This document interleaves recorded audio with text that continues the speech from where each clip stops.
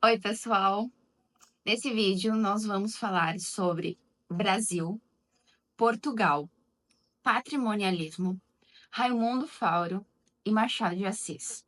Tudo isso porque eu estou relendo esse livro aqui, porque eu quero continuar a ler a trilogia, que tem o livro 1822 e 1889, que fala, né, sobre a história do Brasil. E eu acabei lembrando de todas essas coisas enquanto estava aqui fazendo a minha leitura. Nesse livro, 1808, Laurentino Gomes narra o momento em que a corte portuguesa, a família real, estava se planejando para vir para o Brasil e se instalar no Rio de Janeiro. Porque acontecia várias coisas lá na Europa. Uma delas, o bloqueio continental do Napoleão. Então, por causa, né, de vários motivos ali políticos, Dom João pegou todas as suas coisas, sua família e seus criados, foi para dentro de um navio e ficou por meses navegando. Meses, não tenho certeza, talvez um mês e alguns dias. E chegou no Brasil, no Rio de Janeiro. E eu tô numa parte do livro em que menciona todas as pessoas que vieram com ele e como tinha muito gastos, né, para manter essas pessoas vivas, alimentadas, enfim. E como a corte, a família real, o que ela exatamente fazia para ter dinheiro, né, para conseguir se manter. Muitas vezes eram dívidas, dívidas inclusive da Inglaterra, porque a Inglaterra apoiou a vinda da família real para o Brasil, e também imprimir dinheiro, porque eles fundaram o Banco do Brasil naquela época, né? Não podemos esquecer. E então ele tinha o domínio ali do banco e imprimiu dinheiro para suprir suas necessidades. E eu estava lendo justamente esse trecho que eu marquei completamente e que eu vou reler aqui para dar continuidade no assunto. O nome do capítulo é O Ataque ao Cofre, é o capítulo 15. A corte chegou ao Brasil empobrecida, destituída e necessitada de tudo. Já estava falida quando deixara Lisboa, mas a situação se agravou ainda mais no Rio de Janeiro. Deve-se lembrar que entre 10 mil e 15 mil portugueses atravessaram o Atlântico junto com Dom João. Para se ter uma ideia do que isso significava, basta se levar em conta que, ao mudar a sede do governo dos Estados Unidos da Filadélfia para a recém-construído Washington, em 1800, o presidente John Adams transferiu para a nova capital cerca de 1.000 funcionários. Ou seja, a corte portuguesa no Brasil era entre 10 e 15 vezes mais gorda do que a máquina burocrática americana nessa época. E todos dependiam do erário real ou esperavam do príncipe regente algum benefício em troca do sacrifício da viagem. Foi lendo esse trecho que eu lembrei do famoso patrimonialismo brasileiro, que eu acabei estudando bastante durante a faculdade de Ciências Sociais e lendo um teórico chamado Raimundo Fauro, que tem um livro chamado Os Donos do Poder, que ele conta exatamente como que o Brasil é assim, como existe toda essa herança do patrimonialismo em que as pessoas que estão no poder, os governantes, se tomam posse das coisas que são do governo, que são de todos, né? Tomam posse do que tem de público, que é mais ou menos o que aconteceu ali nesse momento, em 1808, quando a família real chegou ao Brasil.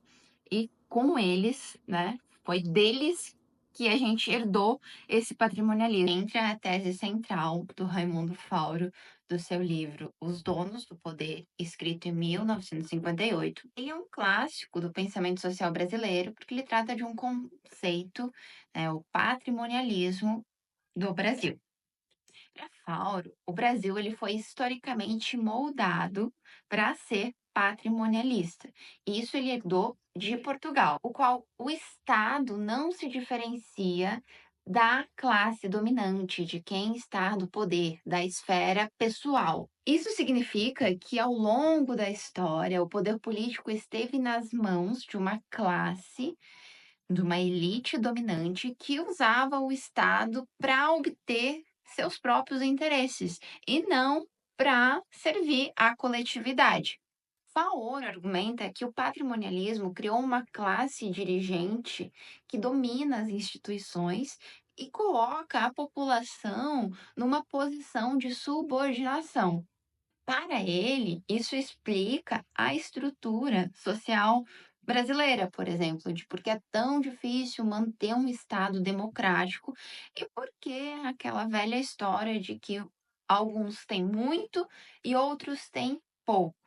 E assim, Raimundo Fauro, ele é muito minucioso nesse livro, que ele começa a descrever os fatos para explicar como a gente chegou no que chegou desde o princípio. Então ele começa lá com as grandes navegações, lá da época da Revolução de Avis, em 1380 e poucos, com Dom João e, enfim, toda aquele trâmite que resultou nas grandes navegações e que fez Portugal sair por primeiro, navegando por ser o primeiro ali a conseguir se organizar e se tornar um estado unificado, também pela sua tecnologia de mares, de navegação, porque já tinha feito isso antes, já tinha comercializado com povos distantes pelo mar. Enfim, tudo ele começa a contar desse período, porque foi nesse período em que começa a sementinha do patrimonialismo e que hoje a gente colhe constantemente. E aí, ele começa, obviamente, ali na centralização do Estado português para sair para os mares, e ele traz e menciona a forma de organização que resultou na expansão marítima. E contrapõe, claro, com as colônias, por exemplo, inglesas, que tinham outras motivações, tinha muita influência de interesses privados e liberdade econômica, enquanto que Portugal era totalmente comandado pelo Estado. Ou seja, o pessoal que o Estado de Portugal, né, o rei mandava para os mares, eram comerciantes, e aí existia trocas de favores, troca de terras, em prol sempre da coroa, em que esses comerciantes obedeciam sem reclamar. Enfim, tinha um certo poder ali, uma certa troca de favores, e isso acabava criando uma elite burocrática que se beneficiava do Estado. Outra coisa também, com a expansão marítima, Portugal estabeleceu um controle total das colônias. Por exemplo, a economia colonial brasileira foi fundada e baseada na plantation escravista ou no monopólio comercial. Esse tipo de organização colonial fazia com que a riqueza se concentrasse na mão de poucos e fosse redistribuída a partir de benefícios, de títulos, sempre visando a vida privada e não algo no geral, na coletividade, em desenvolver a colônia e etc. E aí entra a nossa herança. Esse modelo de Estado de Portugal e comum em algumas monarquias, se transferiu para o Brasil, onde a esfera pública não tem diferença com a esfera privada, é uma coisa só, onde o governo colonial escolhia os administradores, distribuía privilégios e comandava toda a economia. Então, desde o princípio, o Brasil foi uma apêndice do Estado português, que usava manobras burocráticas para enriquecer públicos específicos. Isso é o grande patrimonialismo que a gente ainda vê hoje. O Estado era para ser algo impessoal e neutro, o que não acontece na prática. Hoje, tanto o poder privado quanto o poder estatal é muito misturado, não dá para diferenciar muito uma coisa da outra, uma vez que é muito comum existir governantes privilegiando determinados grupos, determinados empresários que estão ali no mesmo jogo político, mesmo que por trás das cortinas, isso acontece o tempo todo.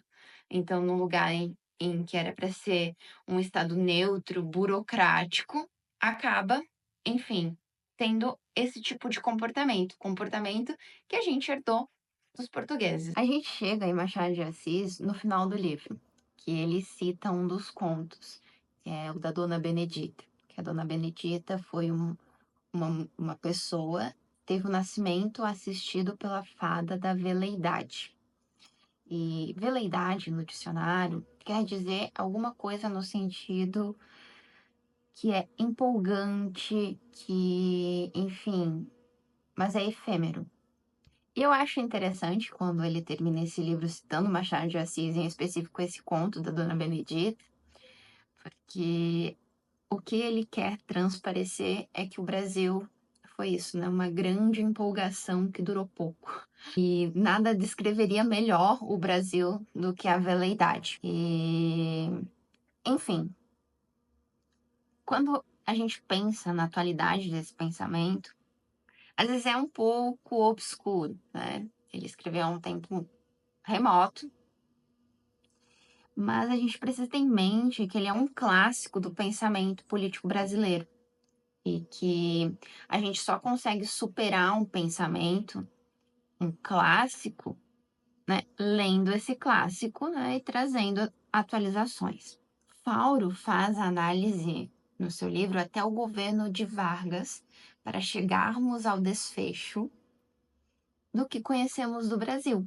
Ele diz o seguinte em um trecho do livro: tire-se do capitalismo brasileiro o Estado, e pouco ou nada sobrará. Se a gente olhar com cuidado, os problemas apresentados por Fauro ainda estão presentes na nossa sociedade, ainda são atuais. O capitalismo que vivemos tem muito pouco de neoliberal e muito mais de estatal, justamente porque o Estado está o tempo todo, né, envolvido nessas trocas. Exatamente como acontecia lá em Portugal, e é isso que hoje a gente chama de patrimonialismo, que é algo que não está dividido. O que é do Estado, o que é de empresários dos empresários, enfim, um coloca a mão no que é do outro e não existe um limite. E o que a gente entende, né? Então, como Estado patrimonial? É quando não existe uma divisão clara do que é do Estado e o que é do governante, da pessoa que está no poder.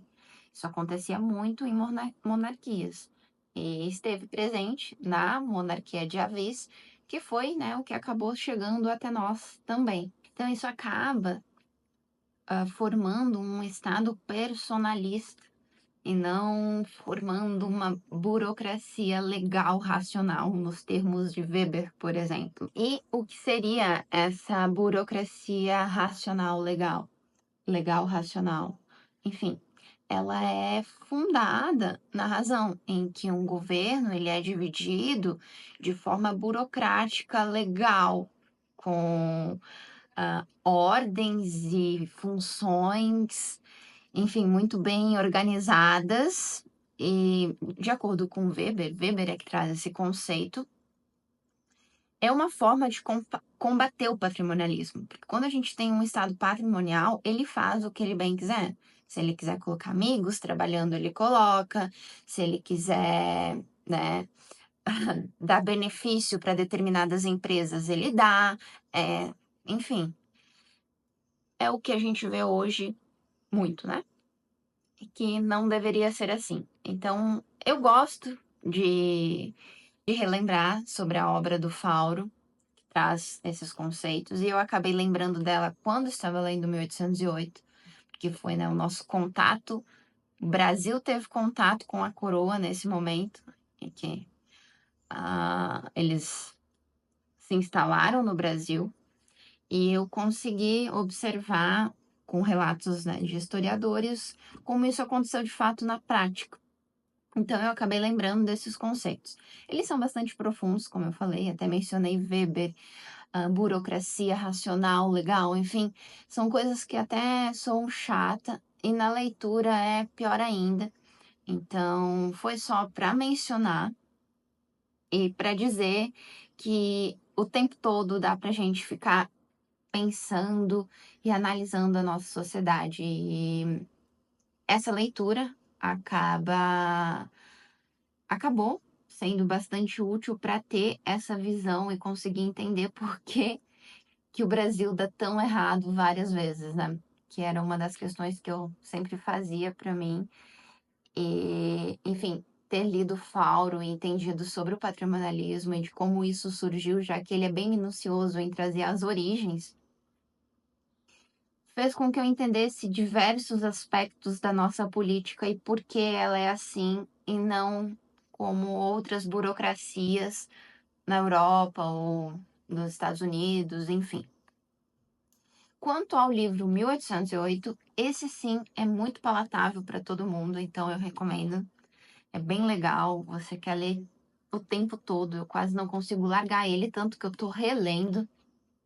Ele é bem didático, não tem palavras difíceis e conta toda a trajetória do momento em que a corte precisou vir para o Brasil e, enfim, todas as coisas que aconteceram no decorrer disso. Então, é bem legal, vale a pena. Já Os Donos do Poder é difícil. Quem tiver coragem, boa sorte. Amigos, espero que vocês tenham gostado. Eu ainda estou me adaptando com esse modelo de conteúdo, como eu falei no primeiro vídeo. É algo que eu sempre quis fazer. Então, pode ser que às vezes eu fale coisas que não soem tão bem e conceitos que as pessoas não estão muito acostumadas a ouvir. Vocês podem me perguntar nos comentários, também podem me corrigir, como eu sempre deixei muito claro. Eu não sei de tudo, eu sou apenas uma pessoa que estudou e tudo que eu trouxe aqui foram anotações de aula e do livro que eu fiz enquanto eu estava fazendo, né, a leitura, enquanto eu estava na universidade. E eu só trouxe esse assunto porque eu acabei lembrando dele na leitura do livro que eu estou fazendo no momento. Mas enfim, vamos ver, vamos conversar, aceito sugestões de leituras e possíveis melhoras.